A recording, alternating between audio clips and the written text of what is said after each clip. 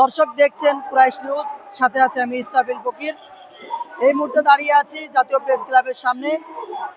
আপনারা জানেন এখানে স্বতন্ত্র ইবতেদায়ী মাদ্রাসার শিক্ষকরা দুদিন যাবৎ মানববন্ধন কর্মসূচি পালন করছে।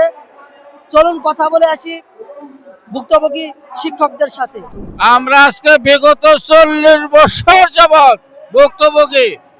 এখানে বৃষ্টি, ঝড় তুফান, গাছের ডাল ভাঙ্গা, এগুলো আমরা শিকার হয়ে আসছি। প্রত্যেক সরকারে আমাদেরকে আশ্বাস দিছে, খালি মূলা ঝোলায় রাখছে, কিন্তু মূলার খাওয়ার মতো নসিব করে নাই। তবে যে জাতি এই পর্যন্ত আমরা তাদেরকে আতর দিলাম, গোলাপ জল দিলাম, এখন আর আতর গোলাপ জল দিলাম না, এখন পায়খানা টালবো সরকারের মাথায়। আমরা একটা মৌখিক বার্তা পেয়েছি, কিন্তু আমরা মৌখিক বার্তায় বিশ্বাসী না। কারণ এই যাবৎ ফাসিস্ট সরকার আমাদের বিভিন্নভাবে মৌখিক কথা বলে আমাদেরকে এখান থেকে বিতাড়িত করেছে, যে এই সেটা পরবর্তী বাস্তবায়ন হয়নি। এই জন্য আমরা চাচ্ছি, আমরা সারা বাংলাদেশ থেকে এসেছি, যে এই দাবি বাস্তবায়ন না হওয়া পর্যন্ত আমরা ইনশাল্লাহ এই কর্মসূচি চলতে থাকবে। আমাদের 40 বছর আমাদের কোনো বেতন ভাতা নাই, কোনো কিছু নাই আমাদের প্রতিষ্ঠানে।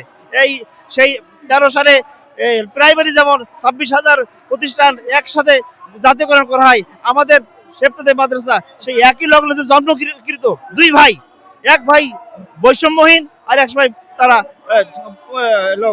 বেতনভুক্ত পায়। আমরা এইভাবে আমাদের এই বিগত সরকার এইভাবে আমাদের বৈষম্য করে যাচ্ছে।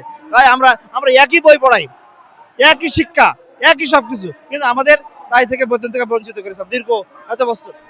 অনির্দিষ্টকালের জন্য আমরা এখানে অবস্থান ধর্মঘটে অংশগ্রহণ করেছি। আর আমি দিনাজপুর জেলা থেকে এসেছি, আমাদের জেলা হচ্ছে দিনাজপুর। আর এখানে আসে আমরা আমাদের অবস্থান ধর্মঘটে অবস্থান করেছি, যাতে আমাদের দাবি দাবা পূর্ণ করা হয়।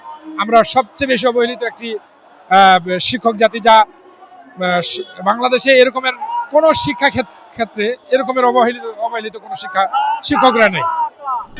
আবু সাইদের বাংলায় বৈষম্যের ঠাঁই নাই, অবিলম্বে ইবতেদায়ী মাদ্রাসা জাতীয়করণ করতে হবে, এমনই স্লোগানে মুখরিত জাতীয় প্রেস ক্লাব।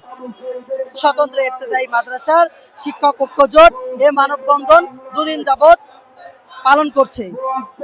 ইসরাফিল ফকির, কুরাইশ নিউজ, ঢাকা।